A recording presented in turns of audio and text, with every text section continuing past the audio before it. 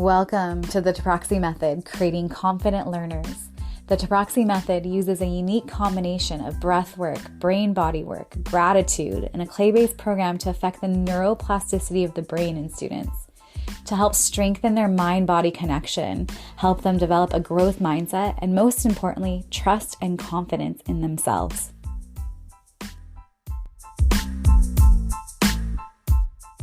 Aloha and welcome to another episode of the Creating Confident Learners podcast. I'm so happy you're here. So today we're going to take a little deeper look at compensation behaviors in the classroom, out of the classroom, and what that looks like, and go from there. Make sure to hit the subscribe button so you don't miss any episodes. One way to support the Creating Confident Learners podcast is to leave a 5-star review and written review anywhere you listen to it. Thanks so much, and let's get started.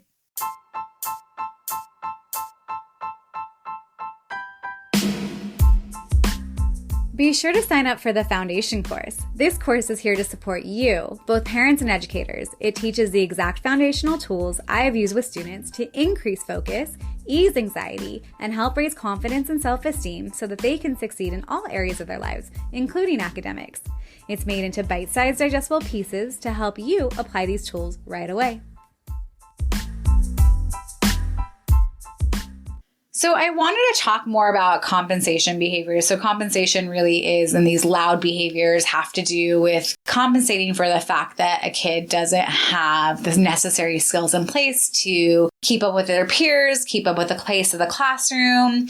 They're just kind of big deficiencies and gaps in knowledge, especially with the core subjects and basic skills. So oftentimes in the classroom setting, they will compensate by loud behavior, creating really big stories as compensation strategies, having a hard time just in general in the classroom setting. They might act super cool or not be able to control their body, get frustrated easily, or have trouble regulating their emotions. There's often a lot of lack of attention and fidgeting. One more kind of low-key compensation strategy, and actually oftentimes when kids are memorizing a worksheet, memorizing the spelling pattern in order, there's not real big understanding or true understanding of a concept or material that's being presented. That's part of compensation as well. It's a smart mode of compensation.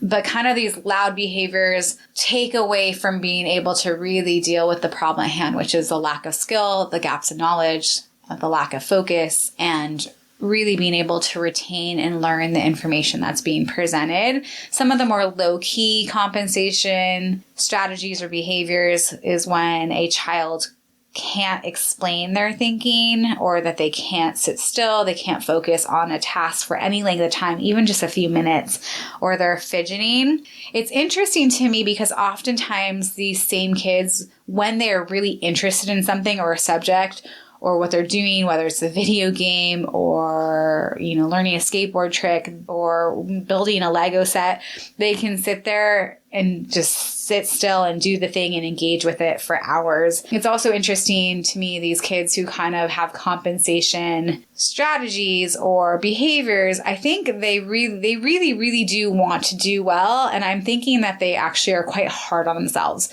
and almost that perfectionism mentality, which kind of squashes people's ability to learn well. When we're too much in perfectionism or we're too hard on ourselves, it's harder to, grow from there.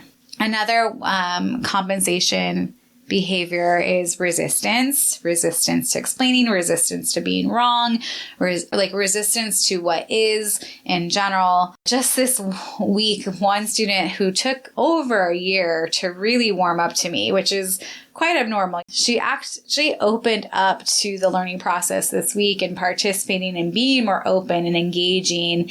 And now, a year later, is telling me that I teach better than her teacher. And she has a willingness to actually explain her thinking to me, that she didn't realize I was so cool. And she had to come to realize that I wasn't judging her for what she didn't know, that we were just uncovering gaps and addressing her academic needs so that she could do the best that she can. And now she's thriving. Everything that was wonky before, everything that was a struggle, everything that was hard, everything that was not solid before is now becoming solid. And her demeanor, her attitude towards me, towards the material, her openness, is just night and day at this point. She was struggling before with the basics. We're talking writing, spelling, long division, deeper reading comprehension. And now that it's all clicked at 5th grade, which is a pivotal year academically, this is where things get real. Today, she just busted out a whole journal from school to show me, and literally my jaw dropped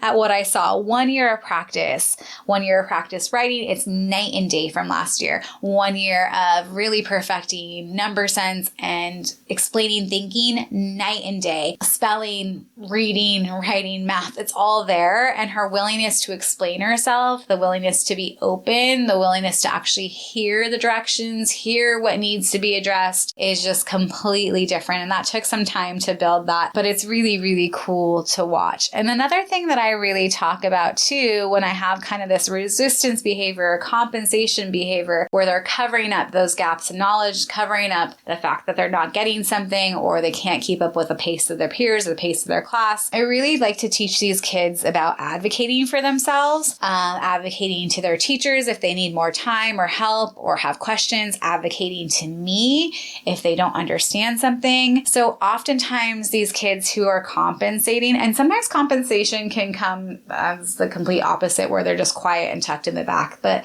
these really loud compensation strategies and behaviors can really detrimentally affect them and their classmates at the same time. So we want to, address both sides.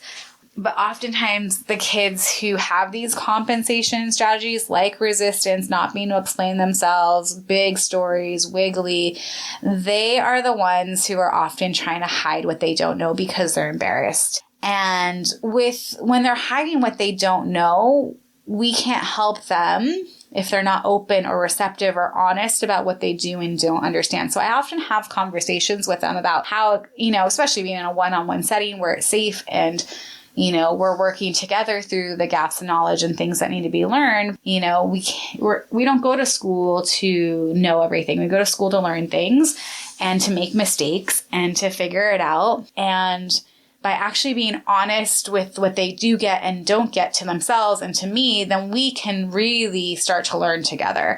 And so we have that conversation, especially these kids who don't want to show. And it's funny when we can flip it into, hey, when you get this, then you become the stronger student and you get to transfer it to your classmates and your peers, and they get really motivated by that because they do become competent. They don't need those loud compensation strategies anymore because now the knowledge and the skills are in place. So it is really funny that you can, with these types of kids, these children, that you could, if you switch it to more of a leadership role, getting them to realize that once they really get something, they'll be helping their peers and their classmates. They will take such pride in that and want to do well in the classroom. So it's almost like it's really cool when these kids, their gaps in knowledge is addressed and they start to really excel.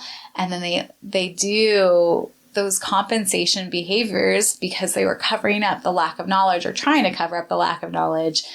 Probably more subconsciously, they disappear, which is really, really cool. Again, oftentimes these kids really, really, really want to do well in the area that they're struggling, the reading, the writing, the spelling, the math, and it's about getting the information to them in a way that is accessible and builds on their prior knowledge so that they can grow from there. And it's really about helping them see with other tools, right? The visual-based strategies, the perseverance strategies.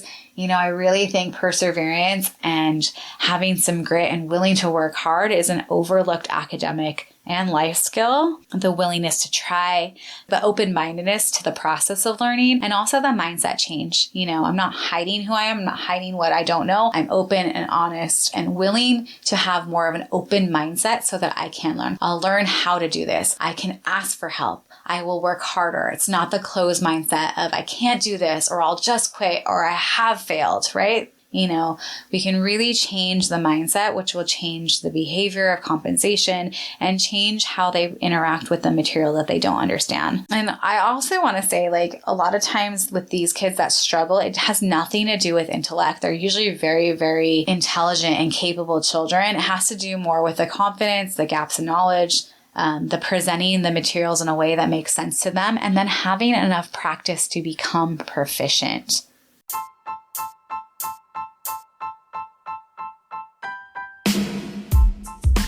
Be sure to sign up for the foundation course. This course is here to support you. It teaches the exact foundational tools I have used with students to ease anxiety and help raise confidence and self-esteem so that they can succeed in all areas of their lives, including academics. It's available as a one-time purchase or as an ongoing monthly subscription with extra group support and monthly live stream.